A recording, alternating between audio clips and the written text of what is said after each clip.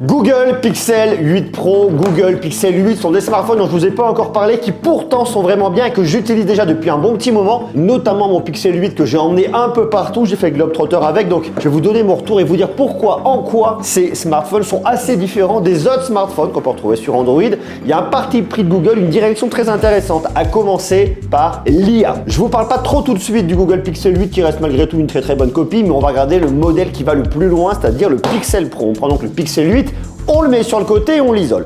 Le Pixel 8 Pro, quant à lui, est un smartphone très intéressant. C'est fatalement le plus cher des smartphones sur Google aujourd'hui, bien évidemment. S'il vous intéresse, je vous mets un lien d'ailleurs, même pour le Pixel 8, lien juste en bas dans la description.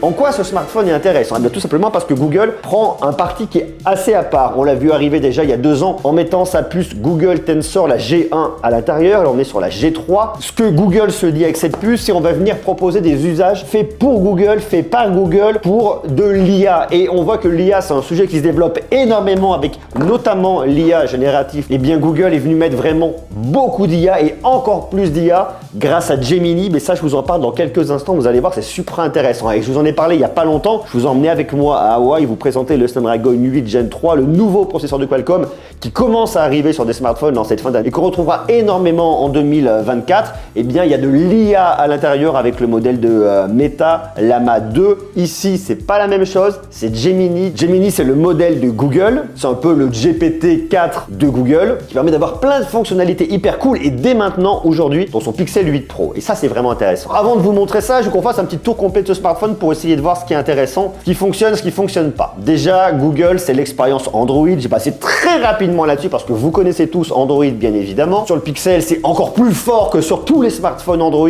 avec vos petits rappels que vous avez trouvés là de votre agenda. 100% Android, bien évidemment, vos différentes applications. Bref, c'est intéressant, ça marche bien, c'est cool. Par contre, moi, ce qui m'intéresse, c'est ce très grand écran. 6,7 pouces. Extrêmement lumineux, OLED, LTPO, on va de 1 Hz jusqu'à 120 Hz. Donc un smartphone qui va être très bon pour toutes les expériences de gaming avec beaucoup de fluidité. Si vous regardez des films, des séries, il va descendre un peu plus bas. Si vous lisez, on va aller encore plus bas sur du Always On Display, on sera à 1 Hz. Surtout en termes d'autonomie, ça vient améliorer l'expérience. C'est pas son gros point fort. Ça va, ça fonctionne. On aurait pu souhaiter une bien meilleure autonomie, mais bon, vous êtes déjà une très bonne journée, donc bon. Ok. Moi, il y a un autre truc qui m'intéresse sur ce smartphone, c'est que je le trouve vraiment bien fini. Alors, on aurait toujours tendance à se dire, ok, mais alors qu'est-ce qui se passe là? Parce que mon bloc photo, il est proéminent, il ressort. Et en le mettant sur une table comme ça, est-ce qu'on risque pas un peu de l'endommager? En l'ayant utilisé depuis un petit moment, j'ai pas de souci particulier de rayures, vous voyez. J'ai beau regarder des rayures, des micro-rayures, j'en ai pas. Ici, Google vous a mis le dernier verre de Corning, le Gorilla Glass Victus 2, qui est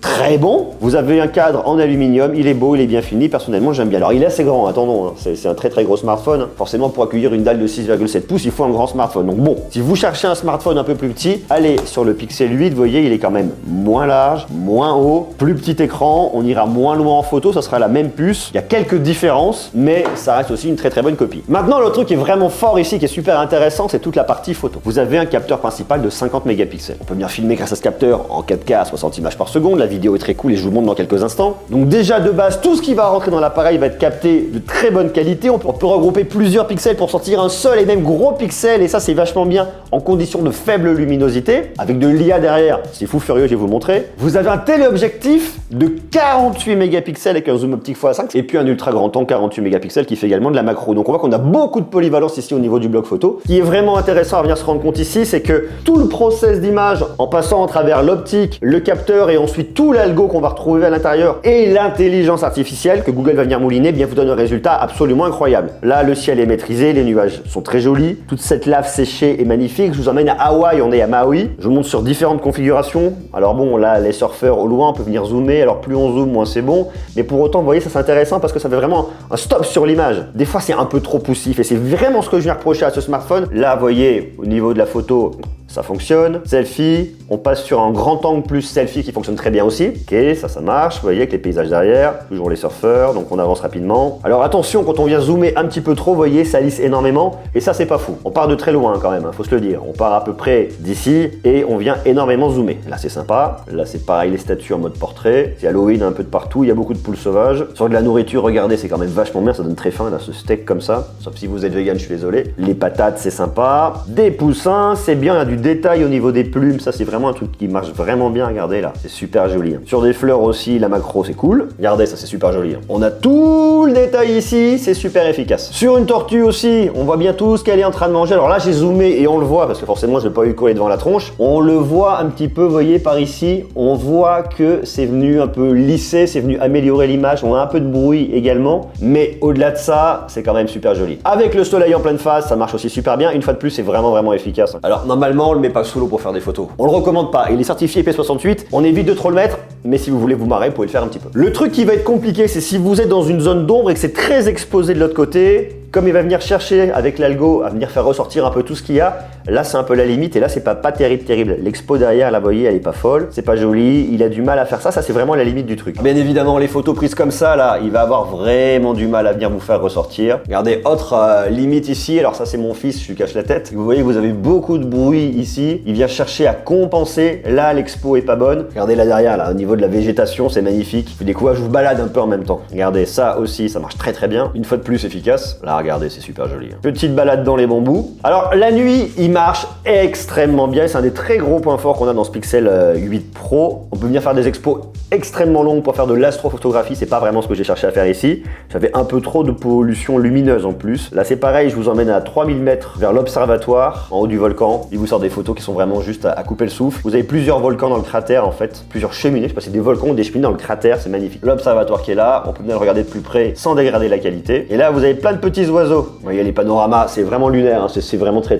joli. Hein. Caméra de selfie assez efficace, pas la meilleure mais c'est efficace. Coucher de soleil aussi, vous voyez, là il bosse vraiment bien. Et alors là c'est pendant Halloween, on va avoir plein de petites décos de bagnole et ce qui nous intéresse c'est vraiment cette gestion au niveau des lumières, vous voyez, la nuit. Tout est bien exposé, tout est juste. La vidéo, je vous montre un petit peu ici, petite surf. Vous voyez le suivi là au niveau du surfeur, c'est quand même extrêmement efficace. Je suis à la main, je zoome, c'est fluide, c'est net, ça capte pas, c'est extrêmement bien stabilisé. Là c'est pareil, vous voyez, en venant zoomer, je cherche à le trouver, j'arrive à l'avoir, alors forcément on a une dégradation au niveau de la qualité. Avec les petits poussins aussi là, je peux venir zoomer dedans, ça reste quali, ça bouge pas, c'est très cool. Pareil avec les petits piafs là, donc je trouve qu'il y a vraiment un rendu de l'image aussi lorsqu'on vient filmer en vidéo qui est très bon. Pour moi aujourd'hui le meilleur vidéophone ça reste l'iPhone. Mais là ce que nous propose Google avec son Pixel 8 Pro, ils ont vraiment pas à rougir. C'est très facile, très stable, très net pour venir shooter, ça c'est vraiment aussi un gros point fort. Alors ça c'est les photos qui sont prises directement, mais on peut aller beaucoup plus loin grâce aux nouveautés logicielles qu'on retrouve ici sur Android 14. Et encore, il y a plein de nouvelles fonctionnalités qui arrivent avec ce qu'on appellera les drop features. Je vous explique dans quelques instants, je vais vous montrer. Mais tenez, regardez, je vous montre cette photo par exemple. À droite là, j'ai des gens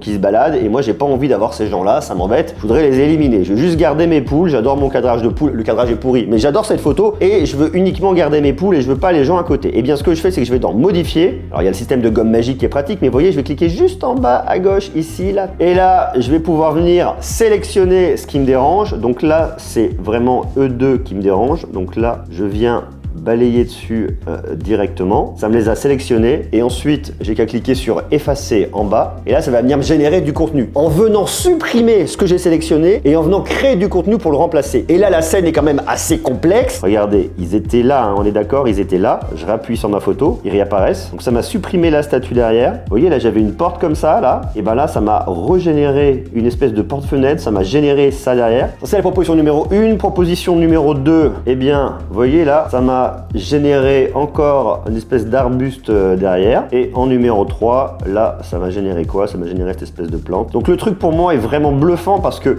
on voit que c'est très compliqué, c'est très complexe ici et je peux venir supprimer très facilement. Donc ça c'est le premier point. Vous voyez par exemple là c'est intéressant, je suis là en train de me prendre en photo, je vais avoir les rochers sur les côtés.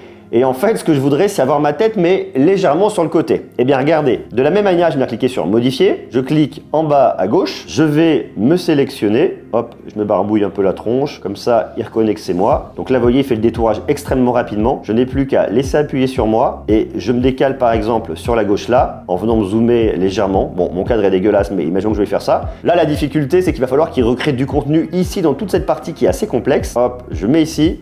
J'appuie en bas à droite. et c'est parti. A few moments later. Et voilà, regardez, on peut aller vachement loin. Si on regarde bien, on peut voir que le ciel n'est pas tout à fait de la même teinte ici et ici entre le moment où je me suis supprimé, mais globalement le taf est quand même vachement bien fait. On voit la différence au niveau des cailloux. Il y a toujours cette ligne d'horizon qui est bien respectée. Là, ça remonte légèrement plus au niveau de mon oreille, là un petit peu moins, ça tire plus droit. Là, ça redescend un peu. Regardez les cailloux que ça m'a généré, là, ce gros caillou derrière, là il est comme ça, là c'est comme ça, là c'est comme ça. Enfin, c'est juste extrêmement bluffant. Il n'y a aucune limite aujourd'hui, on peut faire ce qu'on veut et n'oublions pas qu'on part de là. Je suis comme ça et ça me génère ça. La photo est un peu moins lumineuse, hein. On perd quand même un petit peu en expo, vous voyez sur le côté. Mais ça, j'imagine que Google va venir le corriger pour nous apporter des solutions qui vont être encore plus pertinentes. Et je trouve ça extrêmement fou. Et ça, justement, ça vient introduire ce que Google appelle des feature drops. Des feature drops, c'est quoi? Eh bien, c'est quelque chose qui va rendre votre téléphone Google Pixel encore plus intelligent. Et pour le coup, c'est que les pixels qui font ça. Votre smartphone va devenir de plus en plus intelligent. À peu près tous les 3 mois, ils vont venir vous pousser de nouvelles fonctionnalités. Ce qu'il faut savoir, c'est que là, Google a annoncé son modèle d'intelligence artificielle qui s'appelle Gemini. Gemini, il y a 3 versions de Gemini qui existent. Il y a l'Ultra, le Pro et le Nano. Et le Nano, c'est la plus petite version et on peut la retrouver directement dans les smartphones. Et notamment aujourd'hui, on vient l'utiliser sur son Pixel 8 Pro. Et ça, grâce à la puissance de la puce Google Tensor G3, plus Gemini derrière, on va pouvoir avoir accès à de nouvelles fonctionnalités basées sur de l'IA directement sur votre Pixel 8 Pro. Ça, c'est qu'en anglais aujourd'hui, mais ça finira par arriver en français. C'est du résumé. Lorsque vous faites un audio que vous enregistrez, ça va vous transcrire ensuite en texte. Et lui, ce qu'il va venir faire, c'est qu'il va venir analyser votre texte pour vous en faire un résumé. Ce sont déjà des choses qu'on peut venir retrouver sur le net, mais c'est quand même super efficace de l'avoir ici directement dans son smartphone. Que vous soyez en ligne ou hors ligne. Des réponses rapides et intelligentes directement dans le Gboard. Vous recevez des messages, ça va venir vous proposer du contenu pour répondre. Il y a plein de nouvelles fonctionnalités qui arrivent au niveau de la photo et de la vidéo, au niveau de la stabilisation, au niveau des timelapses la nuit, pour rendre les vidéos et les photos encore plus nettes. Lorsque vous prenez une photo, eh bien pour venir supprimer la tache de café. Et il y en a énormément de nouveautés qui arrivent ici directement, soit dans les Pixel Watch, que ce soit dans les Google Pixel, Pixel 8 Pro. Donc ça, c'est la grosse force de Google avec son Pixel 8 Pro. C'est-à-dire que vous avez un smartphone qui va se réinventer très régulièrement. Donc je dirais qu'aujourd'hui, à l'heure actuelle, si vous êtes intéressé par l'IA générative, vous avez un smartphone qui est très fort, très intelligent, très malin. C'est lui. Et encore, je vous ai montré assez peu de choses. Il y a plein d'autres choses qu'on peut venir faire directement ici sur son smartphone. Le Pixel 8 Pro, d'ailleurs même le Pixel 8, ce sont des smartphones qui deviennent plus compétents, plus intelligents, plus efficients régulièrement au travers de ces mises à jour. Et moi, ce qui me bluffe, c'est que à peine lancé, paf, vous avez déjà Gemini ici dans votre Pixel 8 Pro. Alors, il faut attendre qu'il pousse la feature drop aujourd'hui en France. Elle existe déjà aux US, mais ça ne saurait tarder. Donc, vous voyez, on a des smartphones qui sont intelligents, qui sont évolutifs, superbe écran, performant, qui fait aujourd'hui des Pixel 8, Pixel 8, Pixel 8 Pro, des smartphones un peu à part sur Android et que, pour le coup, j'aime beaucoup. Et d'ailleurs, si vous n'avez pas encore vu tout ce qui va arriver sur les smartphones Android l'année prochaine, qui tourneront sur la Snapdragon 8 Gen 3 avec beaucoup d'intelligence artificielle à l'intérieur, allez voir cette vidéo. C'est extrêmement intéressant.